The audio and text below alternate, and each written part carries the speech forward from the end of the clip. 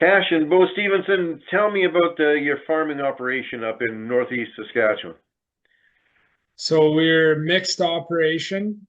We have grain and cattle, and our operation consists of three enterprises. So that'd be the grain farm, where we grow canola and cereal crops, and the feedlot, where we buy calves and yearlings and finish them and sell them direct to Cargill. Currently, we own everything in our lot, and the cow-calf herd. We raise calves off cows, and all three enterprises value add and integrate together perfectly, which also consists of a lot of work pretty well year round and no days off. Yeah. But there's good and bad. But yeah. So how many generations involved? You're working with a dad and maybe a grandpa as well, I hear? Yep. Yep. Dad and grandpa. So I don't know technically how many generations would we be. Currently, we'd be fifth generation, fifth or fourth, but there's three on the farm now. Yeah. Yeah. So what's the succession plan? Is your grandpa still actively involved, or your dad's the main guy, or you guys are up and comer? How's it all being sorted out? Kind of all three of those at the same time. Grandpa's still involved limitedly. He kind of just does the things he wants to do or whatever, and me, Dad, and Beau and me are kind of a third running things. So Yeah, so it's as far as succession planning goes, like grandpa's kind of the gonna be in line first, I guess, to make some plans. And like we've been trying to kind of communicate it, but as young guys, we're also trying to kind of like not put too much stock into it, because that's his life and his legacy that he's built. And we're trying to focus more on what we can control and what we can contribute to the farm and our own operations, because we crop share, and me and Cash each own half the cow herd, and we try and really focus on how we can benefit the farm and our own individual kind of operations, and worry a little bit less about what our grandpa's plans are, because there's more than just us. He has more grandkids than just us. yeah. There's more people involved. So we do talk about it and communicate with it, but we also try and stay in our own lane, and we communicate about things when necessary, kind of thing. So has there been a formal written plan or anything like that, or have you? Well, first of all, have you sought any professional help? I keep going. Yeah. Yeah, we've sought professional help. The and we've gotten, so, not without getting too complicated, our feedlot portion is separate. It's owned by companies. So Danny and Jeff, like our dad and grandpa, they each have companies, same with us. And we were trying to buy the feedlot shares off their companies. And that was kind of the start of the succession. And what we found is the government has made it so difficult on families passing down generational wealth or passing down assets. So if you don't sell your entire company and get completely out, you'll be taxed at an unbelievable rate, like to the point where you're giving half to the government. And there was a way for grandpa to get out of the tax, but then we would take that tax burden, have to pay for everything personally instead of through our corporations. So he's got to wait till he's completely done and ready to retire. Like there's no good way. 3 years, isn't that? He has to be totally out in 3 years. Otherwise, yeah, we have to pay for our shares out of our own personal money. Or he has to pay the tax. So it's very difficult for if I were to go to the neighbors, I could buy a portion of his company or whatever, and we wouldn't. There's different tax laws because we're not family related. It's a lot easier for him to sell. But I mean, the government's formatted it so if you sell everything you have, you can avoid a lot of tax. But if you're selling portions of your company, it's not real good. So it is a challenge. And even seeking the best of the best, like the lawyer we were seeing was like $500 an hour, and he didn't have many answers for us either, other than someone's got to pay it or grandpa's got to fully retire. So it does suck. I hadn't heard of that instance. I'd have to understand the situation a little bit better. What about the the legacy, the feelings, the communication, trying to get everybody on a similar page? Do you just sort of let it evolve, or do you have actual formal meetings with a facilitator or something like that?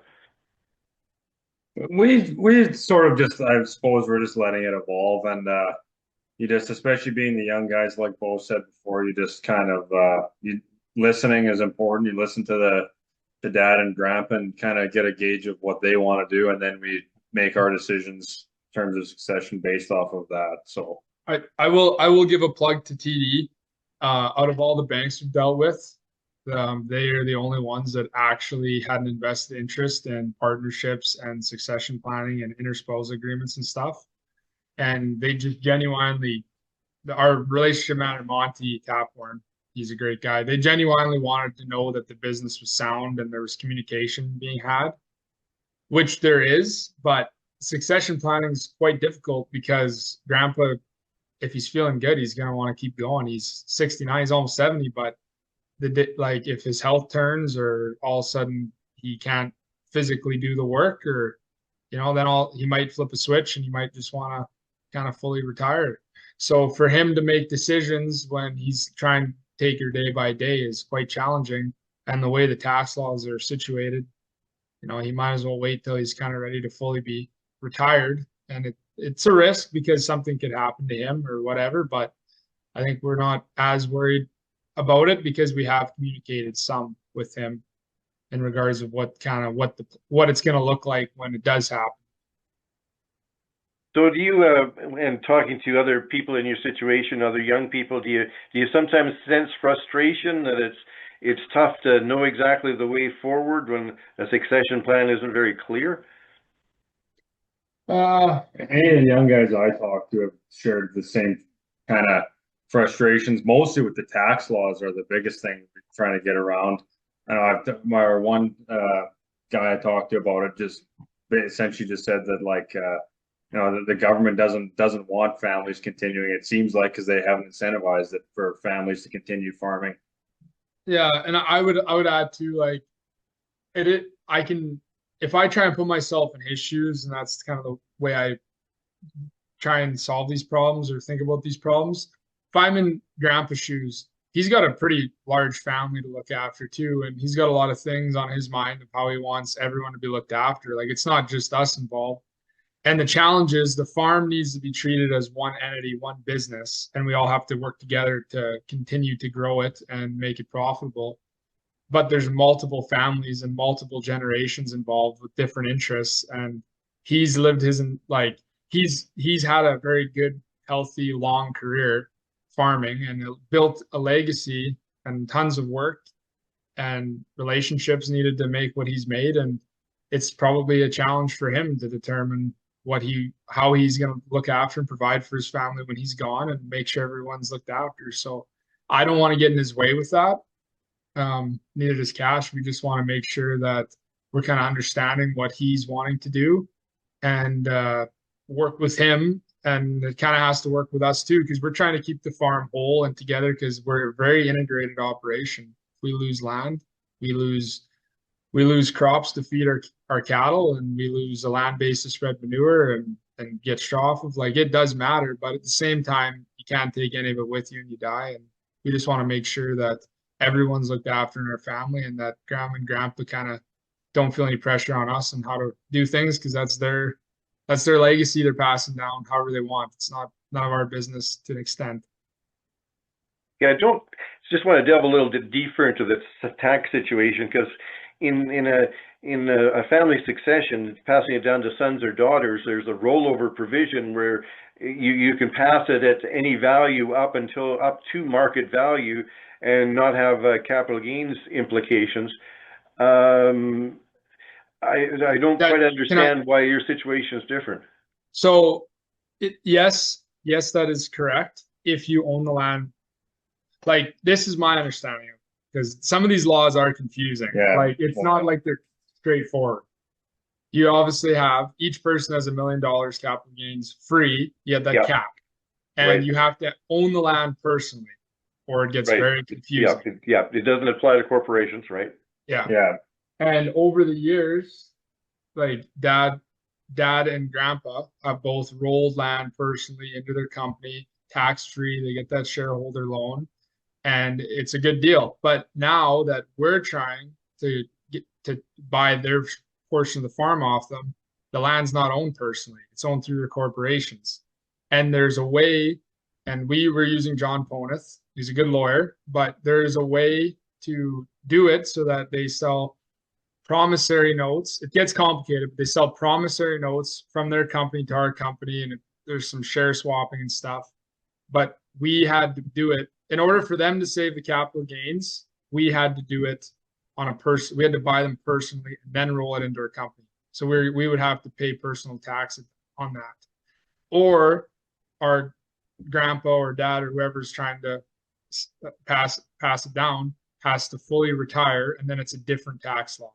And that we just went through this a year ago, and we exhausted every option. And there was ways you can do it that are gray and loopholes, but he couldn't assure us it was legal, so we didn't want to go that route.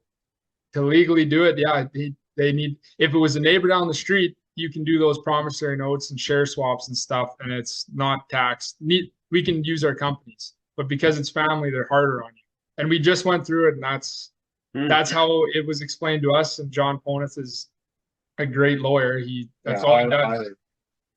That's all he does is farm succession for the most part, and it just is what it is for us. So it is a challenge. So the difference well, I guess that there'd be many others in the same situation, but it's land assets held within a corporation rather than personally. So Yes. the lifetime personal capital gains exemption doesn't apply either. Yeah, right. And what realistically, and I don't want to sound shrewd when I say this, but all the farmers are going to know what I'm talking about. What is $1 million today? Everything's $1 million. A combine, quarter land, so $1 million cap, with the capital gains cap, is kind of nothing. Not relative to the amount that things have increased in the last, well, even 5 or 10 years. In this area, that's 1/4 of land. So it sucks. And I know they're talking about increasing it, but I think it's 1.25 now, but I think they did. Still small, Yeah, so it presents a huge challenge for not just the generation trying to succeed the farm or pass the farm down, but also the young generation trying to buy the farm. Not only have things increased, whatever, tenfold over the last 20 years, but also that paying tax on top of that price increases makes it, doubly hard, to buy in. However, I will say this, I didn't even want to entertain this conversation. It was rather challenging. And this is where the emotional level gets involved in a succession plan. But I believe that if it's in the will, our grandpa could have or can pass down what he has through his will, through his estate when he's gone. But what a way, no young guy, no person wants to inherit their farm. We want to do what he did and build our own wealth, build our farm and buy it off whoever, him or dad, and feel like we just lived it or worked it just like him, and we're able to make a go of it ourselves and pay fair price and all that. We don't want to have anything handed to us when they're gone. Not handed, but passed on. It's difficult. There's motions involved in it. It's not clean cut. It can be messy. So what advice would you have for other young people that are, in a similar situation, or, I guess situations will all be different, but what advice would you have for young people hoping for a transition plan or trying to work their way through a transition plan? Just say lots of preparation, lots of research isn't going to hurt anybody. We have Beau spent how many hours? We spent basically a whole year trying to get figured out for us what we were going to do. So and communication is key. You got to communicate. Everyone's got to be on the same page and try and have those difficult conversations. But I also think too that as a young guys, we have to try and communicate our expectations and what we want, but we can't be naive and think that everyone's necessarily just because you feel like you're deserving of your portion of the farm or land or whatever. It's ultimately, if you don't own it you have to accept kind of the reality of what your grandpa or dad or your family wants to do. And you got to try and just run your own individual operation or farm based on the communication and kind of the understanding of what they're planning on doing. But yeah, it's challenging kind of regardless. The tax laws muddy it up. We probably would have already had a good chunk of our succession done if it wasn't for the tax that we'd have to pay. So it really slowed our progress down and all.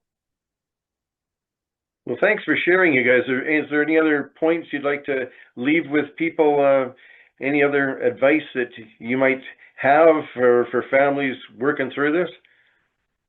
I think the most important thing is for the younger generation to try and communicate, but also look for communicate with the older generations and set kind of a guideline of what you're hoping for or wanting to achieve with the farm, but also look for opportunities in your area for diversity and trying to like value addition in your own business. Try to make what you have better instead of just trying to expand in one area. Maybe try to branch out in several. There's a lot of ways in the agriculture industry to make money, and it doesn't necessarily mean just owning a ton of land and trying to be a big grain farmer.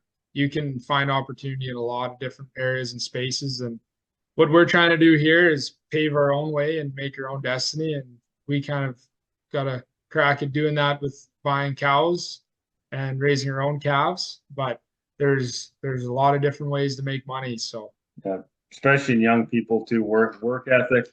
You can have all the planning and you can have all the ability to borrow money, everything you want, but if you don't have a really strong work ethic, you're not going to make it in the ag sector. So does having non-farming siblings complicate things? No, I don't think so. I think it could get messy if the land is possibly handed down to non-family farming siblings, because it's an asset that, maybe they almost feel burdened with at times, where cash is considered king and it's a lot more liquid and easier to handle. But I do think in today's times, like with high inflation and like it's not all bad to own assets. And I can kind of see both sides of why an older generation would want to hand land down rather than just cash. It's something that they'd have to as a hedge against inflation. But I wouldn't necessarily say it complicates things. It's just if the communication goes sour and the family feels like not everyone has each other's best interests, then it could be problematic. So it's just a matter of communication and trying to have your own family's best interests, but your extended family's best interests as well. So